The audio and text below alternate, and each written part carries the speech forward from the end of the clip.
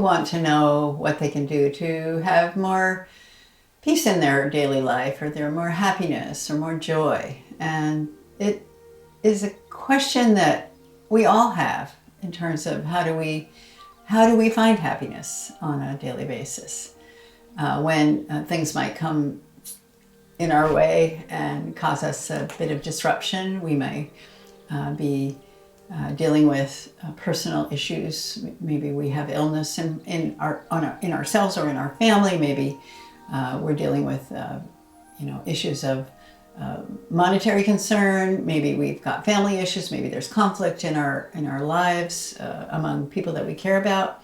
So there's all sorts of things that can come and kind of seem to get in the way of our personal happiness and personal joy.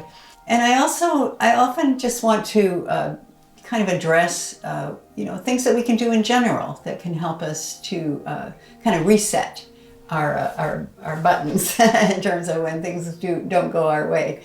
Because what we learn from trying to understand the spiritual path is that suffering exists, pain exists, illness exists, old age, sickness, and death, as the Buddha said.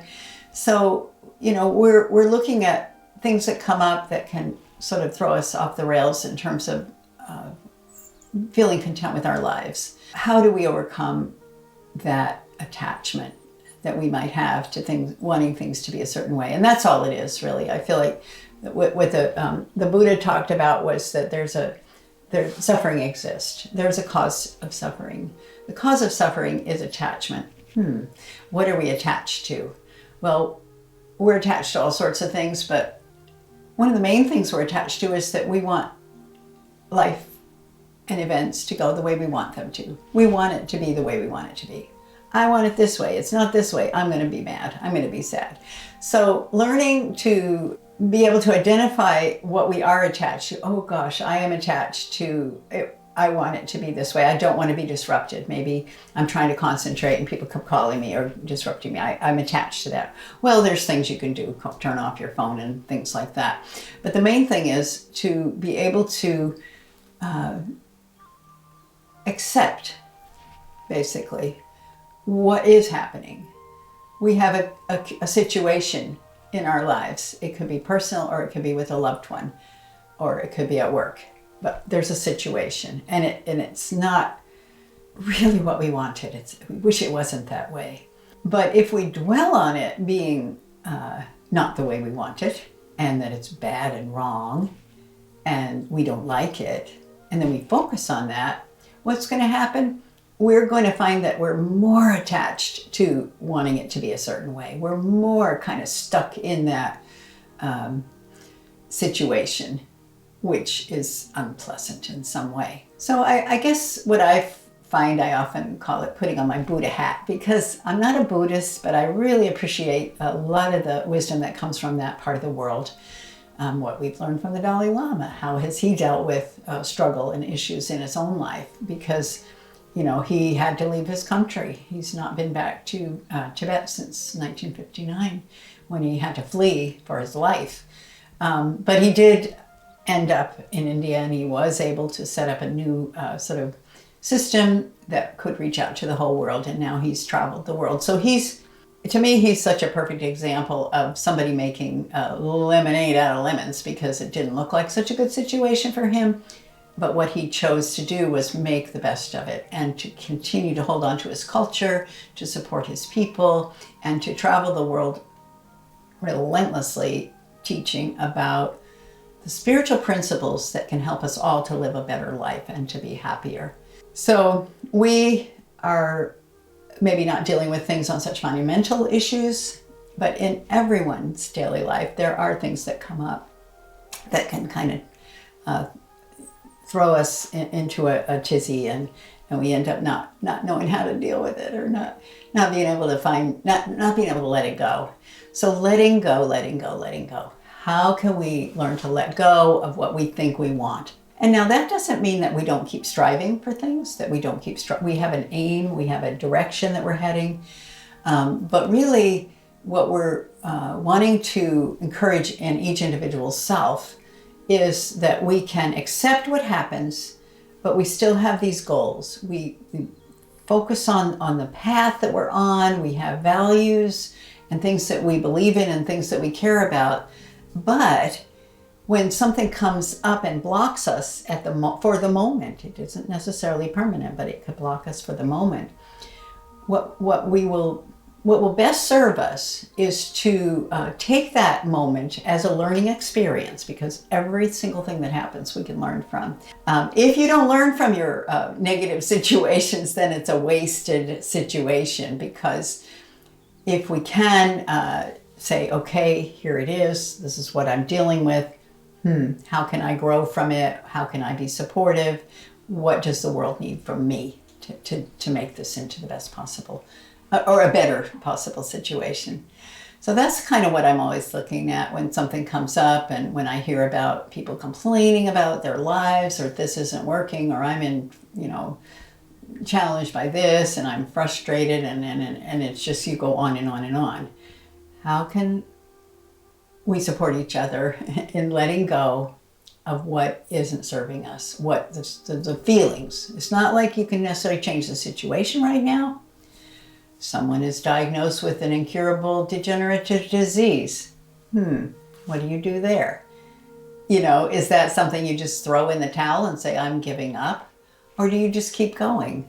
Do you keep moving forward? Do you keep doing your best? Do you do the daily exercises the doctor prescribes? Do you eat the healthy food? Do you get out and go for a daily walk? Or do you do whatever is helpful in your situation? And if you can, then you're contributing to improving your life. So I know I'm going all around with this, but they all come back to the same thing, is we may have something that causes us suffering. The cause of that suffering isn't just the event, it's our attachment to wanting it to be a certain way. How do we let go of the attachment? Well, that takes practice, and it takes trusting that when you can actually let go of it honestly and completely and just be okay with it, then all the attention and all the stress and all the heaviness that is attached to that particular issue, whether it's an illness or a grieving process or a loss of some kind, you release you release it. So you're releasing it. So I just can't say enough about releasing and let go, and especially doing it with love and compassion. I remember years ago I had a problem with a person in my life, and I didn't want it to be that way, but it was, and it was necessary for us not to be together or connected or what in some way. And so my mantra in that case was, I release and let go with love and compassion. Because every time I thought about that person, I was like anxious, and I felt bad about my part in the problem and whatnot. But my main thing was I had to get it out of my mind. I had to remove that concept and even just thinking about it. And so rather than think about it in a negative way, I had a mantra. I created a mantra which was positive. I release and let go with love and compassion. So anytime you have an issue, and this is another tool, I use it all the time, is whenever you're dealing with something that because often the issue itself isn't the thing that lingers in the mind. The issue is itself. There it is, over there. What we do with it in our minds, what we do with the overwhelming negativity that invades our mind when something like that happens, or anything really that we don't like, we make it worse. We make it worse because we're mulling over it, we're rehashing it, we're complaining about it in our heads. So anytime we notice something like that, we can take that sort of concept of what it is that we're dealing with and reframe it. So reframing is an important thing. So you want to reframe it in such a way that's positive, present tense, and that we believe in it, really. And that's where creating your own mantra can be very helpful in overcoming the attachment that you have, that we all have, toward things we don't like. So I think I've kind of come around in a circle several times, but it just keeps coming back to the same thing: letting go, letting go, letting go. And I believe with that understanding and with the practice, because it isn't easy. It isn't easy, especially when we have deep family issues, or with a previous partner or spouse or something, or if you're something that is just, or it could be people on the other side of the political aisle. Sometimes we let the politics get too much into our minds, and they aren't really helpful. And then it creates negativity between people that we may know in real life, and that's not okay either. So we're constantly trying to find a place of peace within ourselves and within our relationships and within how we see the world as it's being given to us, but also what we create in the world. So we're able to create the world we want. And may this be so for you. I hope you will check out our various social media blogs and Instagrams and Facebooks and YouTube channels.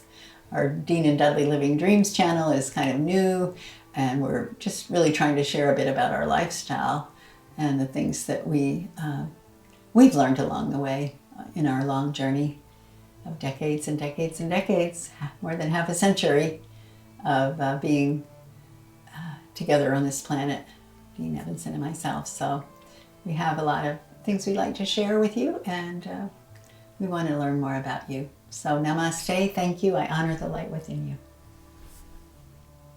And you can learn more about us at soundings.com, the place to go for all of our social expressions.